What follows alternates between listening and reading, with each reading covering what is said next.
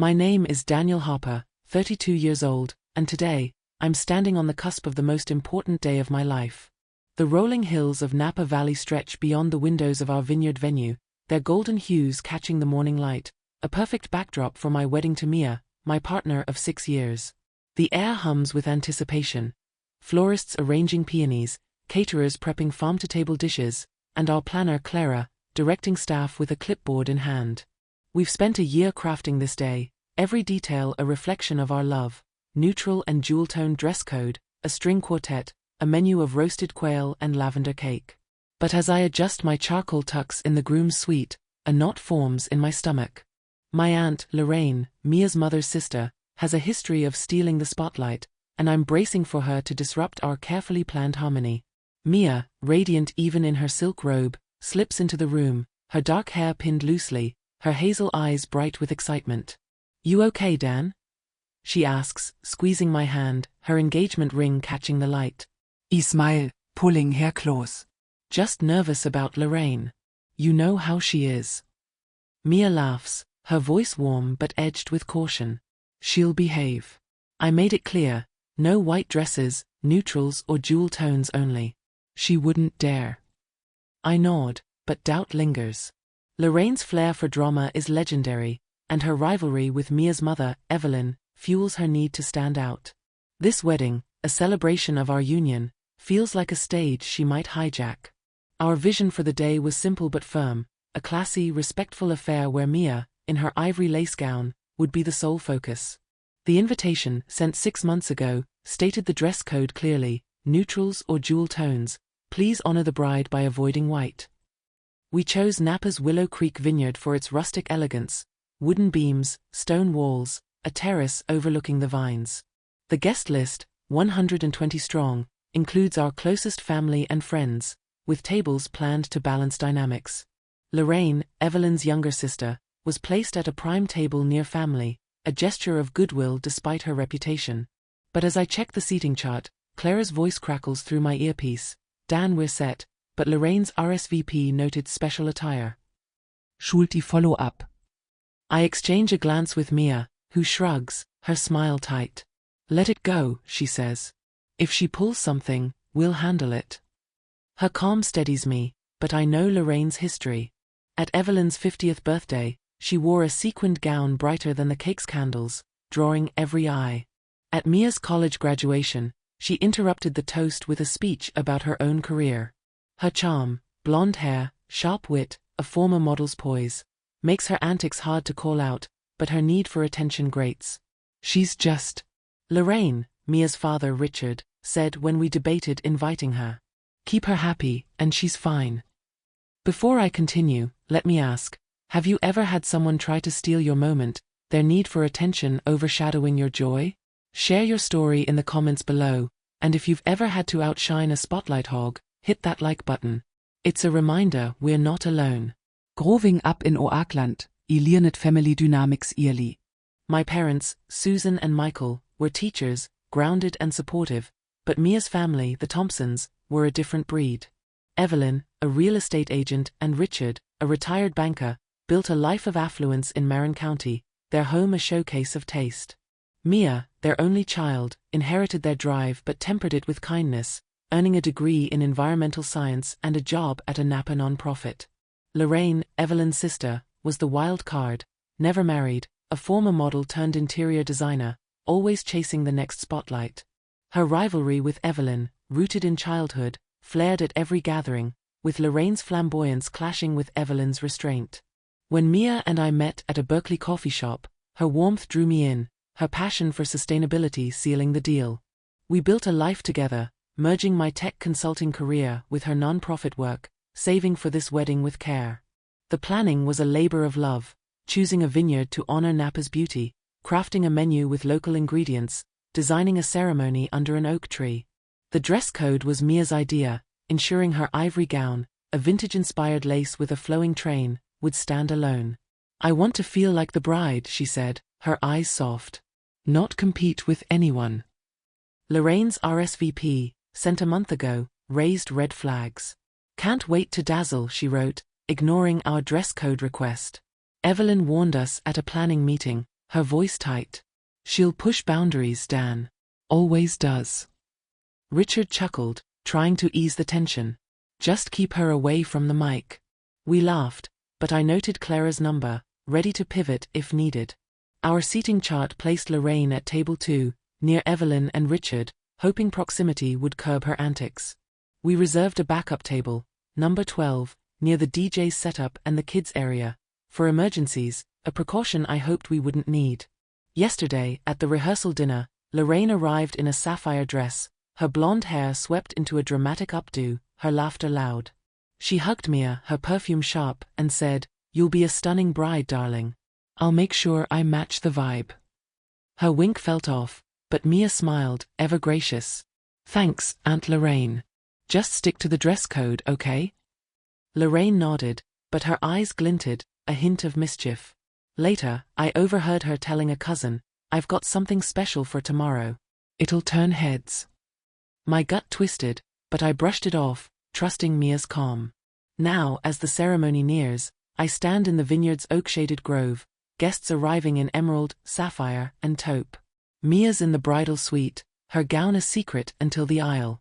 Clara rushes over, her earpiece buzzing. "Dan, Lorraine's here," she whispers, her eyes wide. "She's veering white. Full on white, like a bride." My jaw tightens, anger flaring. "You sure?" I ask, hoping it's a mistake. Clara nods, grimacing. "Floor-length, pure white, no pattern." She's smiling like it's her day. I clench my fists, picturing Mia's face when she sees it. Lorraine knew the dress code, knew white was for Mia alone, yet she chose this. I text Mia, "Lorraine's in white." "Want me to handle it?" Her reply is quick, "Let it slide for now. We'll deal at the reception." "Love you." Her restraint amazes me, but I know she's hurt. I call Clara over, my voice low. Move Lorraine to table 12, near the DJ's subwoofer and kids' table. New place card, no fuss. Clara nods, her smile sly. Got it, Dan. Center stage, right. I grin, feeling a spark of defiance. Lorraine wants attention? We'll give her a seat to remember. As guests fill the grove, I take my place at the altar, the oak's branches framing the rolling vines. My best man, Tom, claps my shoulder. Lorraines autere, man. Bold move. I glance at the crowd, spotting her in the third row, her white gown glaring against the jewel tones. She's smiling, waving at guests, her blonde hair catching the sun. Evelyn, in navy, glares from the front row, whispering to Richard. I focus on the aisle, where Mia will soon appear, her ivory gown the only white that matters. The quartet strikes up Pachelbel's canon, and Mia steps forward, her lace train trailing, her smile radiant. The crowd gasps, every eye on her, Lorraine's stunt forgotten. My Herzwels, Anger fading es it her hand. You're stunning, I whisper, squeezing her fingers. She winks, her voice soft. Let's do this and then, we'll handle Aunt Lorraine. Her calm fuels me, a promise of justice at the reception. This is our day, and no one, not even Lorraine, will steal it. Before the vows, I glance at Lorraine, her white dress a beacon of defiance. She's still smiling, oblivious to the seat waiting for her, a subwoofer and rowdy kids ready to dim her shine. Mia's right, we'll deal with it, and Lorraine's about to learn that attention comes at a cost. The sun dips low over Napa Valley, casting a golden glow across Willow Creek Vineyards Terrace, where our wedding reception is in full swing. The air is warm, scented with peonies and roasted quail, the clink of glasses mingling with the soft jazz from a live band. I, Daniel Harper, 32, stand beside my new wife, Mia, 30, her ivory lace gown shimmering as we greet guests under a canopy of string lights. Her dark hair is swept into an elegant updo, her hazel eyes sparkling with joy, but I feel the undercurrent of her resolve. Earlier, at our ceremony, my Aunt Lorraine, Mia's mother's sister, defied our dress code by wearing a floor-length white dress, a blatant attempt to steal the spotlight. Mia's calm, "We'll deal at the reception," and my decision to move Lorraine's seat to table 12, next to the DJ's subwoofer and the kids' table, are about to unfold. This is our day, and Lorraine's about to learn that attention comes with consequences. The terrace is a vision of rustic elegance, long tables draped in cream linen, centerpieces of emerald and sapphire blooms, and a dance floor framed by vineyard vines. Guests, dressed in neutrals and jewel tones as we requested, laugh and mingle, their admiration for Mia's gown evident. "You're stunning," my mother Susan says, hugging Mia, her taupe dress soft against the evening light. My father Michael claps my shoulder, his grey suit crisp. "Proud of you, Dan." "But Lorraine's dress? Bold move." I nod, keeping my voice low. "We're handling it." Susan's eyes narrow, sensing our plan, but she smiles. "Good. She's been pulling this since Evelyn's wedding." Mia's parents, Evelyn and Richard, approach, their expressions a mix of pride and tension. Evelyn, in a navy gown, grips her wine glass tightly, her eyes flicking to Lorraine, who's posing for photos near the bar, her white dress glaring against the crowd. "Mia, I'm so sorry," Evelyn whispers, hugging her daughter. "I told Lorraine the dress code. She's impossible." Richard, in a charcoal tux, sighs. "She's always been like this, center stage or nothing." Mia smiles, her voice calm but firm. "It's okay, Mom. We've got it under control." Evelyn's brow furrows, but she trusts Mia's composure, a trait she's honed against Lorraine's antics. The reception's flow is seamless, thanks to Clara, our planner, who's executing our seating switch with ninja-like precision. Originally, Lorraine was at table 2, near Evelyn and Richard, a prime spot for family.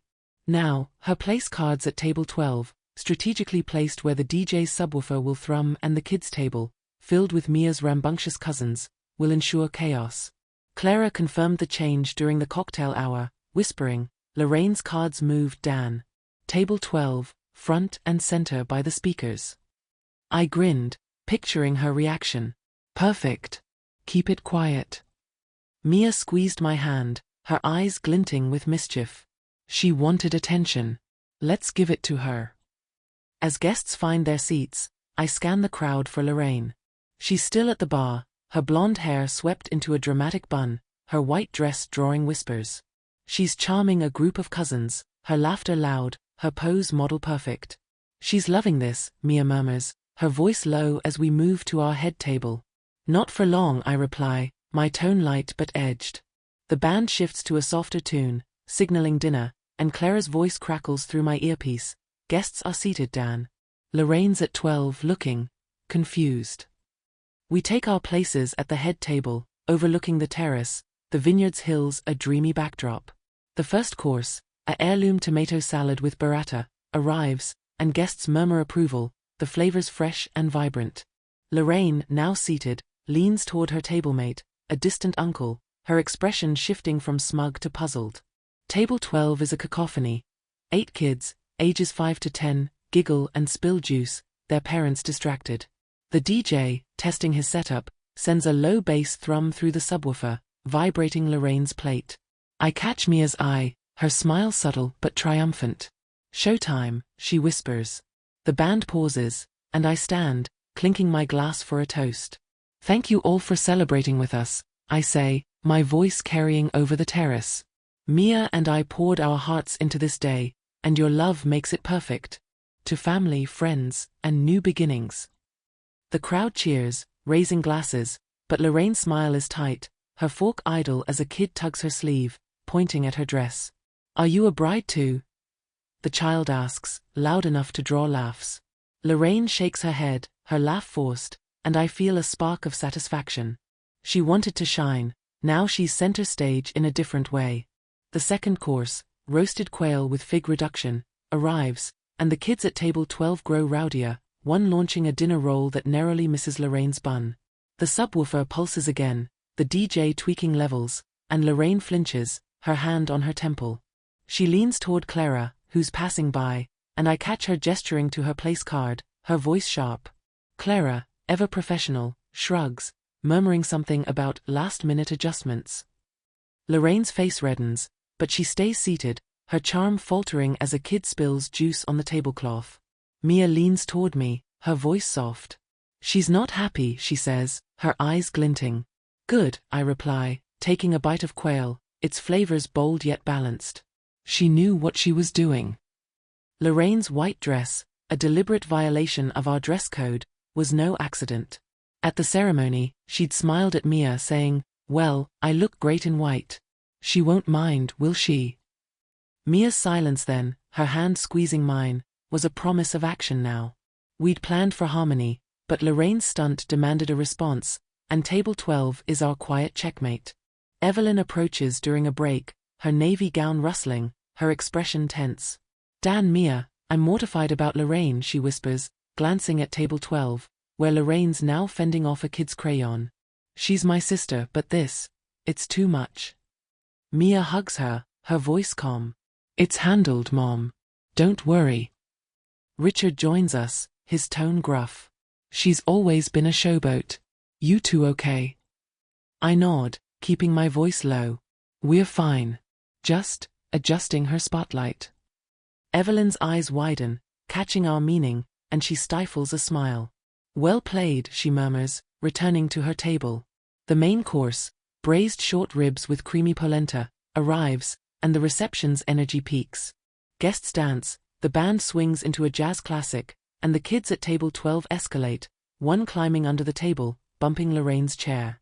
The subwoofer thumps louder, the DJ testing a bass-heavy track, and Lorraine's hand flies to her ear, her expression pained.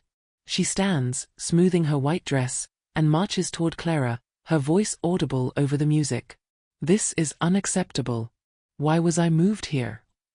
Clara's response is calm, pointing to the seating chart, but Lorraine's face flushes, her charm crumbling. Mia and I exchange a glance, her hand on mine under the table. "Should we step in?" I ask, ready to play the gracious host. She shakes her head, her smile sly. "Let her stew. She'll figure it out." I grin, admiring her poise.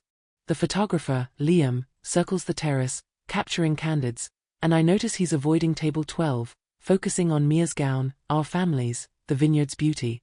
Lorraine, in her white dress, is conspicuously absent from his lens, a subtle move we discussed to keep her out of key shots.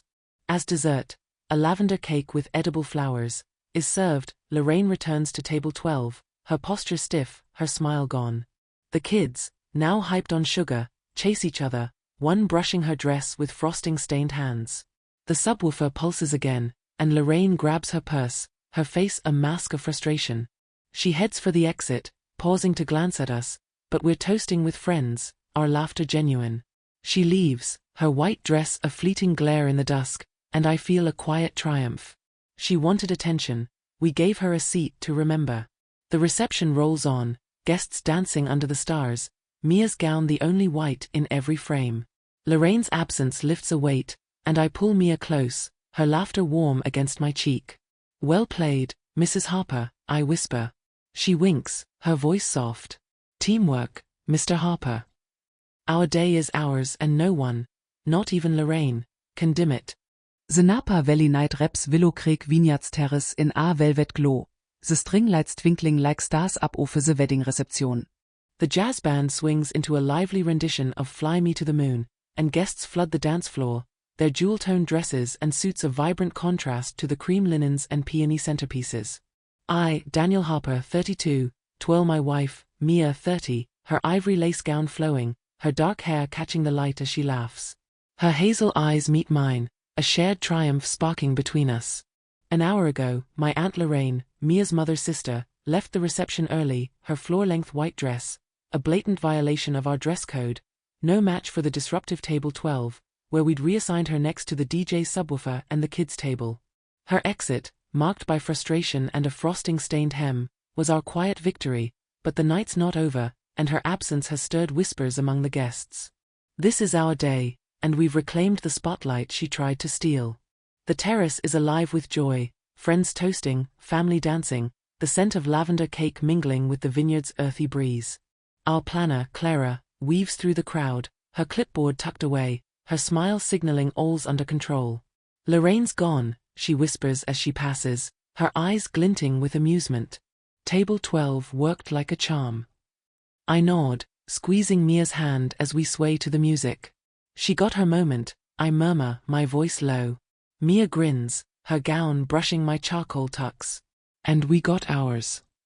The reception's rhythm is flawless, a testament to our year of planning.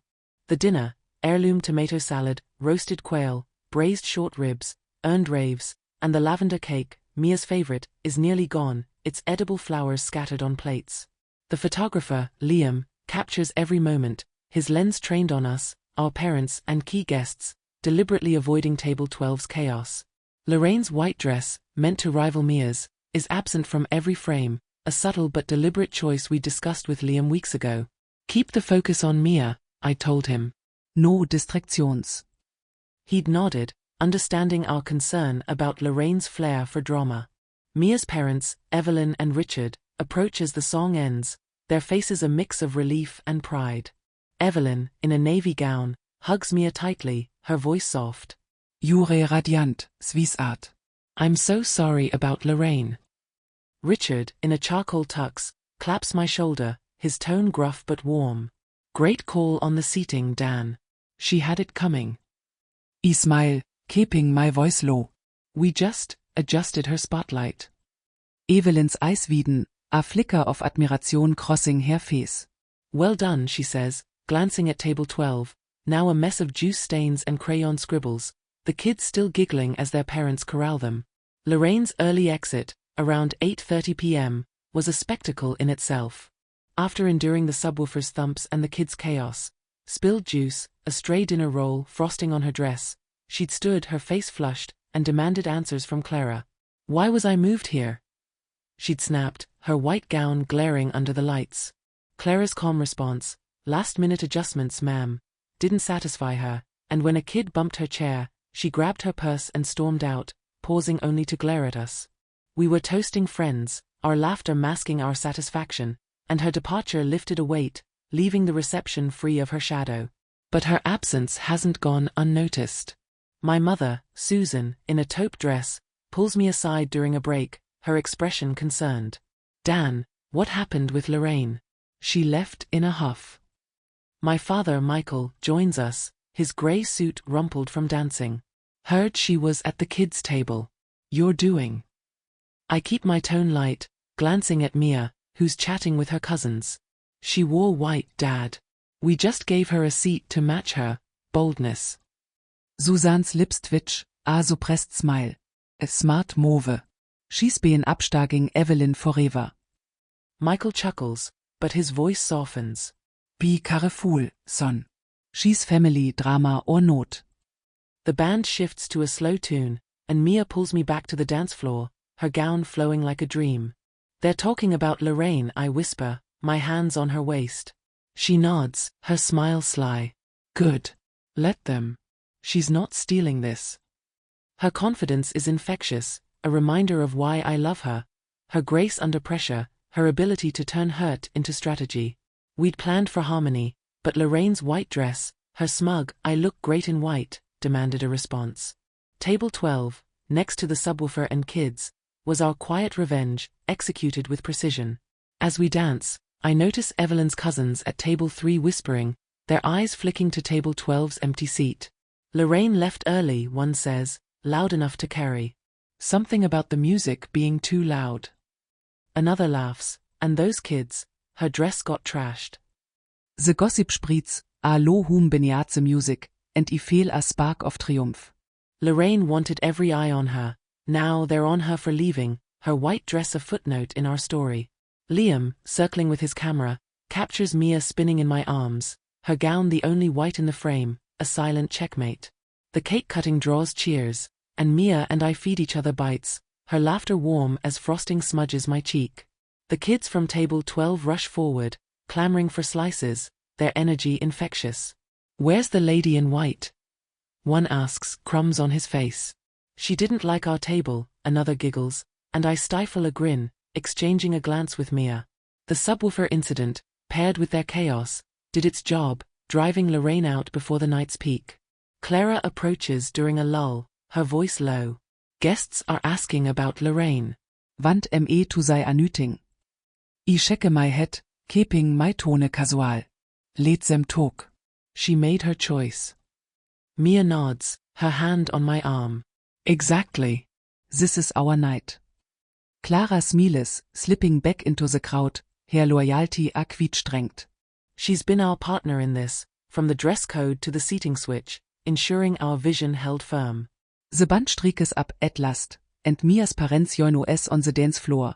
Evelyn's smile genuine, Richard's eyes misty. You two are perfect, Evelyn says, hugging Mia.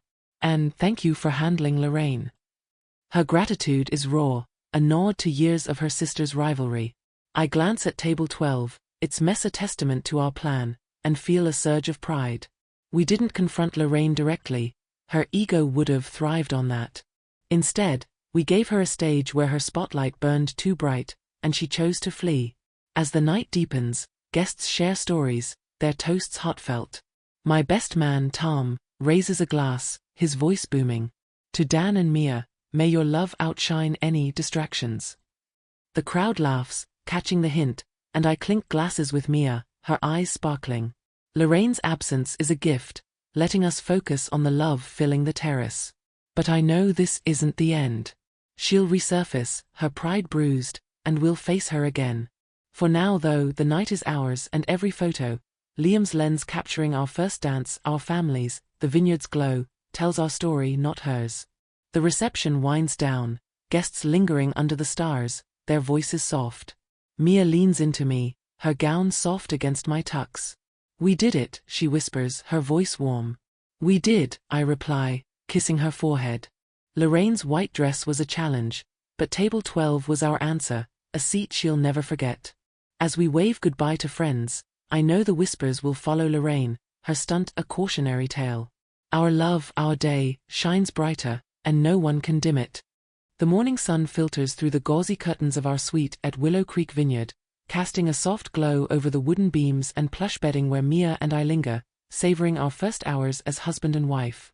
Napa Valley's hills stretch beyond the window, their golden hues a quiet contrast to last night's vibrant reception. I, Daniel Harper, 32, lean against the headboard, my coffee cooling on the nightstand, while Mia, 30, in a silk robe, scrolls through wedding photos on her phone, her dark hair loose, her hazel eyes bright with a mix of joy and mischief. Our meticulously planned wedding, neutral and jewel-toned dress code, farm-to-table menu, Mia's ivory lace gown as the sole white, was nearly derailed by my Aunt Lorraine, Mia's mother's sister, who wore a floor-length white dress in defiance of our rules. Her early exit from the reception, driven by the disruptive table 12 we'd reassigned her to, next to the DJ's subwoofer and the kids' table, was our quiet triumph, but as Mia reads a text from her mother, Evelyn, I sense the story's not over. Lorraine's bound to resurface, and we're ready to face her. Mom says Lorraine's furious, Mia says, setting her phone down, her voice calm but edged with amusement. She called last night, complaining about the disrespectful seating. I grin, sipping my coffee, the memory of Lorraine's flustered departure. Her white dress stained with juice, her bun askew, still fresh.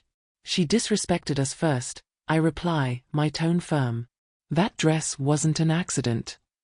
Mia nods, her smile sly. Exactly. Table 12 was perfect, loud, messy, unforgettable. We laugh, the tension of last night easing, but I know Lorraine's pride won't let this go quietly. Her stunt, meant to steal Mia's spotlight, backfired, and the gossip among guests is likely stinging more than the subwoofer's thumps. Last night's reception was a triumph beyond our seating revenge.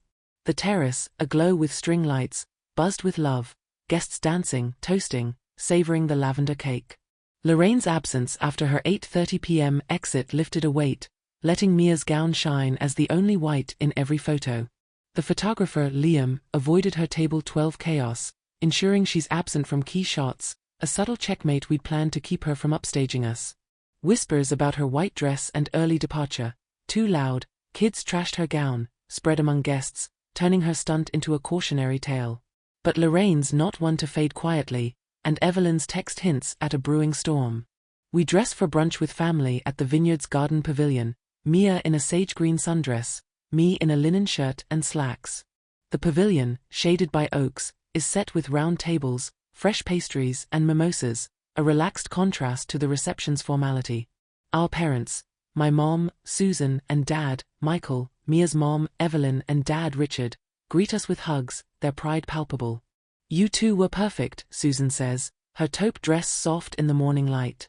Michael chuckles, his grey hair ruffled by the breeze. And that seating move? Genius. Evelyn, in a coral blouse, Hugs Mia, her voice low. Lorraine's livid, but you handled her beautifully. Richard nods, his expression gruff. She had it coming. As guests arrive, cousins, friends, Mia's rambunctious young cousins from table 12, I scan for Lorraine, half expecting her to show, her ego too bruised to stay away. Clara, our planner, joins us, her clipboard replaced by a coffee cup. Morning, newlyweds, she says, her smile warm. Lorraine's not here yet, but she called the venue, demanding an apology for the insulting table. Mia raises an eyebrow, her tone amused. An apology? She wore white, Clara. I nod, keeping my voice low. Let her stew. We did what we had to. Clara's eyes glint. The staff's buzzing about it. They loved seeing her squirm. Brunch begins, the garden filled with laughter and clinking glasses. Mia's cousins, the kids who chaos-ruled table 12, run through the grass, their parents apologizing for last night's mess. They loved the juice, one says, grinning. Sorry about Lorraine's dress. I vet off, my tone light. No harm done. She got a memorable seat. The parents laugh, catching the hint, and I feel a spark of pride. Our plan, moving Lorraine from the prime table 2 to the disruptive table 12, wasn't cruel, just poetic, a response to her deliberate defiance of our dress code. Midway through brunch, Lorraine arrives, her entrance impossible to miss. She's in a bold red dress, her blonde hair swept into a sleek ponytail, her sunglasses perched on her head. The choice of red, vivid, attention-grabbing, feels like a retort to last night's humiliation, but her smile is tight, her poise strained. Guests whisper, their eyes flicking between her and Mia, who's chatting with friends, her sage-green dress serene. Evelyn stiffens, whispering to Richard, while Susan and Michael exchange glances, sensing drama. Lorraine approaches our table, her heels clicking on the stone path, her voice loud enough to draw attention. Daniel, Mia, congratulations, she says, her smile forced, air-kissing us both. Quite a night, wasn't it? Her tone is sweet but edged, a challenge beneath the pleasantries. I stand, my voice calm. Thanks, Lorraine. Glad you made it to brunch. Mia's hand rests on my arm, her smile gracious. Lovely to see you, Aunt Lorraine. How are you feeling today? Lorraine's eyes narrow, catching Mia's subtle jab. Oh, fine, dear, she says, her voice sharp. Though that seating last night? A bit disrespectful, don't you think? The table quiets. Evelyn's fork pauses, Richard's glass clinks, Susan's eyes meet mine. Guests at nearby tables glance over, sensing tension, the gossip from the reception still fresh.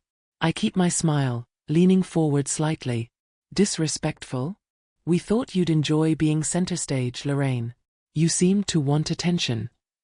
My words, light but pointed, hit their mark, and her face flushes, her charm faltering. Mia's voice is smooth, her poise unshakable. We asked for neutrals or jewel tones, Aunt Lorraine. Your white dress. It stood out, so we gave you a spot to match. The table's silence is electric, Evelyn's lips twitching with a suppressed smile, Richard hiding a chuckle behind his napkin. Lorraine's hand tightens on her purse, her voice low but venomous. You moved me to that awful table on purpose, didn't you? Kids spilling juice, that horrible noise, it was humiliating. I meet her gaze, unflinching. You knese Dresscode, Lorraine. White was for Mia, and you chose to ignore that. We just adjusted your spotlight. Mia nods, her voice soft but firm. It's our wedding, Aunt Lorraine. We wanted harmony, not competition.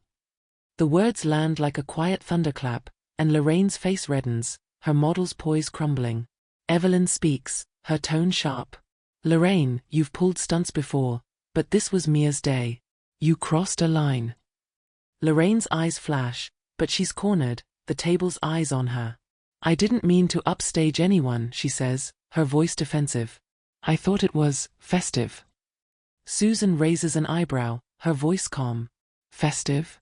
You wore a bridal dress, Lorraine. You knew what you were doing. Michael nods, his tone blunt. You got what you asked for, a seat where everyone noticed you. The kids from table 12, playing nearby, giggle, one shouting, the white dress lady. Lorraine flinches, her humiliation complete. She straightens, her voice trembling. I see how it is. You all think you're so clever, ganging up on me. She turns to Mia, her tone softer but bitter. I'm your aunt, Mia. I didn't deserve that. Mia's expression softens, but her voice holds firm. We didn't want to hurt you, Aunt Lorraine. But you made a choice, and so did we. Let's move forward, okay? Her offer, gracious but clear, leaves no room for argument. Lorraine hesitates, then nods curtly, returning to a table with distant cousins, her red dress a stark contrast to the garden's calm. The brunch resumes, the tension easing as guests chat and sip mimosas. Evelyn pulls us aside, her voice low. I'm proud of you both, she says, hugging Mia. Lorraine needed that lesson. Richard nods, his eyes warm. You're a team. Keep that. I glance at Lorraine, now forcing a smile with her tablemates, her pride bruised but her fight subdued. Our plan, Table 12's chaos, Liam's selective lens, wasn't about cruelty but justice, ensuring Mia's day shone unmarred. As we mingle, Clara hands me a USB drive from Liam. First batch of photos, she says, her smile sly. No white dress in sight. I grin, knowing Lorraine's absence from key shots will sting more than the subwoofer. Mia leans into me, her voice soft. We did good, Dan. She'll think twice next time. I kiss her forehead, my heart full. Team Harper, always.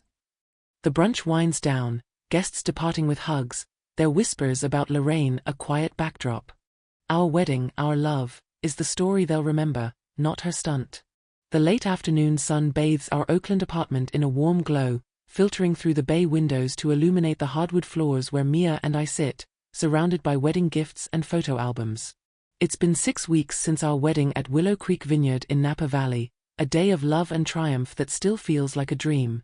I, Daniel Harper, 32, flip through Liam's photos, each frame capturing Mia's ivory lace gown, our first dance under string lights, and the vineyard's golden hills.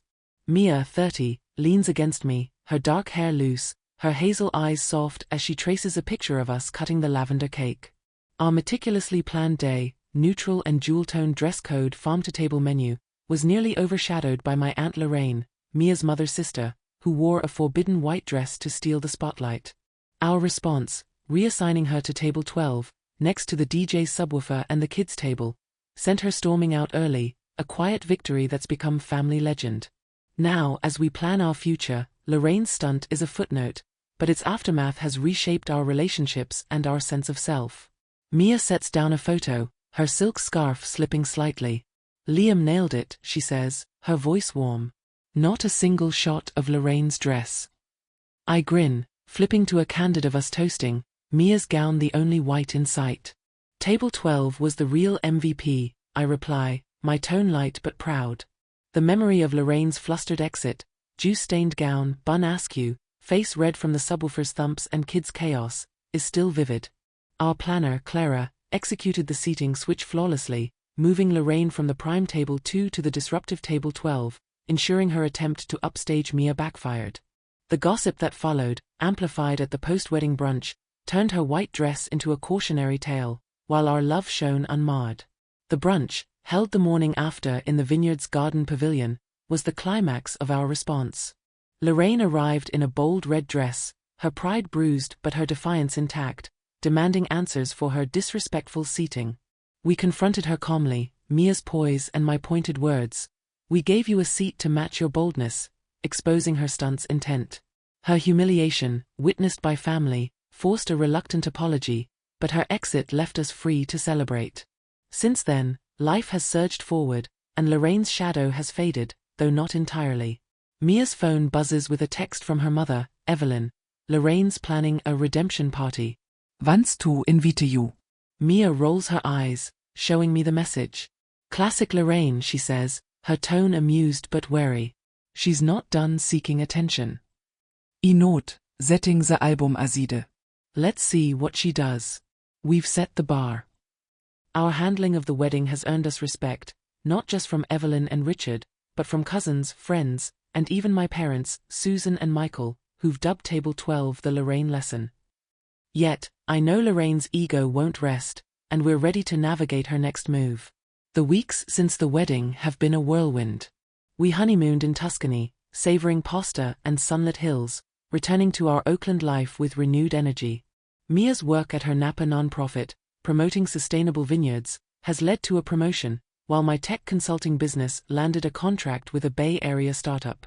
We've unpacked gifts, handmade pottery, a quilt from Mia's grandmother, and hung Liam's photos, their absence of Lorraine a quiet triumph.